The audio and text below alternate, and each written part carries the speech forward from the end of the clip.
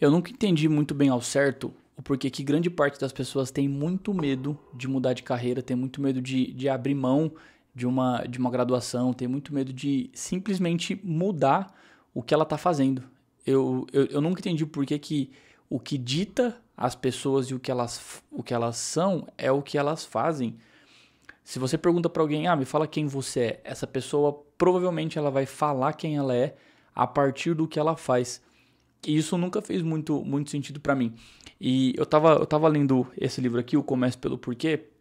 Eu terminei ele recente e tem uma parte aqui que ele fala muito sobre o caminho escolhido para você viver no sentido de profissão. E eu quero ler aqui um trecho que isso fez muito sentido e explicou para mim de uma forma muito clara o porquê que talvez você que tá aqui assistindo esse vídeo tem medo de empreender, tem medo de começar uma outra faculdade, simplesmente porque é diferente daquilo que você fez até hoje.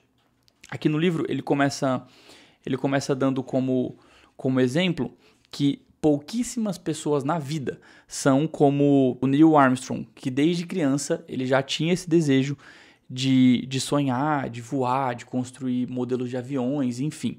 E ele se tornou o primeiro a pisar na Lua, e aí há contradições quanto a isso, mas a história diz que ele foi o primeiro a pisar na Lua, mas o natural é que a maior parte das pessoas não saibam o que elas querem fazer ou o que elas querem ser desde o começo. E aí quando elas decidem fazer algo, isso torna a identidade delas. E aí aqui ele explica isso da seguinte forma.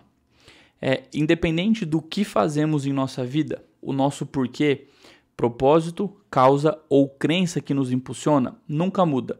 Se o nosso círculo dourado estiver em equilíbrio, e aí eu vou abrir um parênteses para explicar o que é esse círculo dourado. Pensa que são 3 círculos, um dentro do outro. Então, o círculo menor, ele é o nosso porquê. O círculo intermediário, ele é o como, e o círculo maior, ele é o quê. Então, basicamente, o porquê é o porquê que você faz tudo o que você faz. O outro círculo é o como você faz, que aponta o seu porquê, e aí o que é quais são os passos práticos que vai fazer esse como funcionar para apontar para o seu porquê. Então, basicamente, tudo parte do... Talvez alguns vão chamar isso de propósito, outros vão chamar de missão, mas tudo parte do porquê que você está fazendo o que você está fazendo. Então, você escolheu fazer a sua faculdade. Por que essa foi a sua faculdade escolhida? Foi só pelo dinheiro?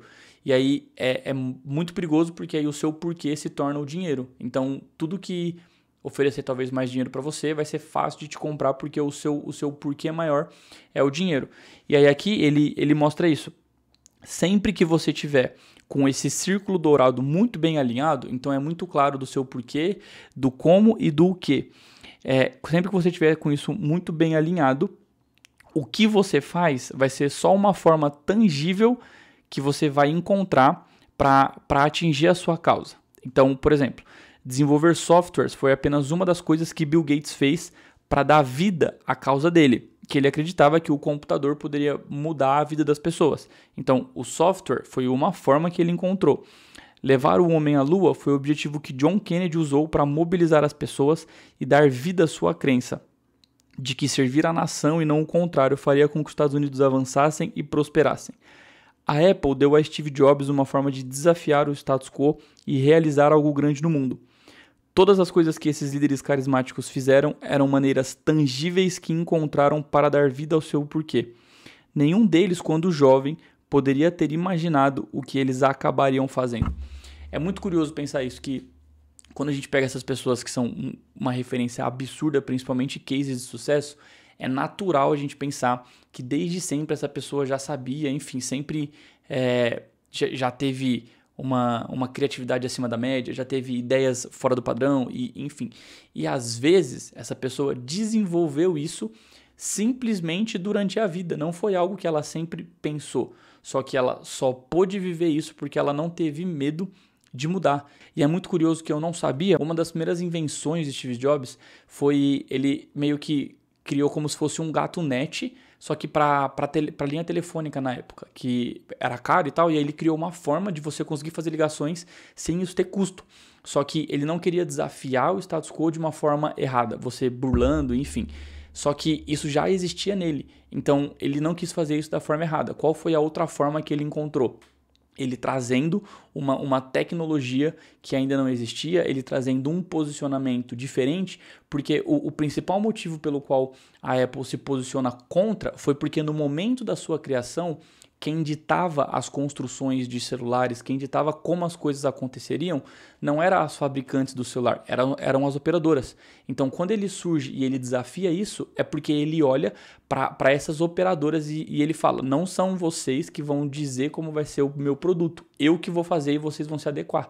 Então, ele entra para desafiar nesse sentido. Por quê? Porque isso já existia nele. Então, significa que essa era a única forma dele fazer isso? Não, porque ele já tinha feito antes de outra forma.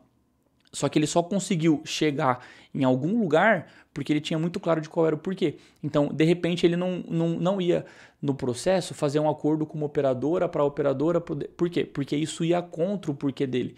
Agora, se ele não tem isso claro, durante o processo, ele ia simplesmente começar a aceitar talvez aquilo que pagasse mais. E aí o motivo principal pelo qual ele começou, tipo, ia ficar para lá. E é curioso porque isso aconteceu com o Walmart. O Walmart, quando ele foi criado, o objetivo principal do dono era o porquê dele. Eu quero com que os americanos médios tenham oportunidades e possam comprar coisas sem precisar ser muito complexo, muito complicado, muito caro. Então, ele levava esses Walmarts para as periferias, para lugares onde não tinham muito acesso. E na cabeça dele enquanto eu cuido das pessoas, as pessoas cuidam de mim e o negócio vai dar certo. E é engraçado que ele relutou muito para usar o jato do próprio Walmart, ele não tinha carro caro, ele brigava com os seus executivos que tinham carro caro, porque para ele isso não era um cuidado com as pessoas que estavam ali trabalhando, isso era um próprio usufruir pessoal sem se preocupar com a vida daquelas pessoas. Ele ia de sábado, quando tinha expediente, ele aparecia aos sábados porque ele pensava, as pessoas aqui têm família, só que eles vêm ao sábado, então eu preciso cuidar deles, então eu também vou aos sábados. Então, tudo que é definido no sentido de escolha, de atitude, de gastos, enfim, ele precisa apontar para esse porquê. Então, o que acontece? Quando o dono do Walmart, não lembro o nome dele, mas quando ele se afasta, que ele fica doente e tal, e ele se afasta, as pessoas que assumem esquecem o motivo principal, que é eu cuido de pessoas e pessoas cuidam de mim. E eles começam simplesmente a entrar numa briga de preço. E aí sabe o que acontece? Começam a tomar processo judicial, começam a ter dificuldade para abrir novas lojas porque as prefeituras queriam começar a impedir. Isso simplesmente porque eles esqueceram o porquê eles cresceram. Então eu olho para tudo isso, para esse tanto de gente que se define a partir do que faz. Eu vejo um monte de gente que não consegue trocar de emprego porque acha que isso vai mudar quem ela é. Enfim, isso é muito claro que falta uma compreensão do porquê ela faz o que faz. Às vezes definiu uma profissão simplesmente no automático. E aí agora não tem coragem de mudar porque pensa que tá velho demais, que não tem mais tempo, que o mercado é muito difícil, enfim. E aí qual é a chance de uma pessoa dessa se sentir, não vou nem falar realizada profissionalmente, que eu não acredito nisso, mas sentir que aquilo que ela faz é útil e isso vai além da mão dela, além do trabalho dela. A chance disso é muito pouco. Então, eu queria inclusive recomendar a leitura desse livro aqui.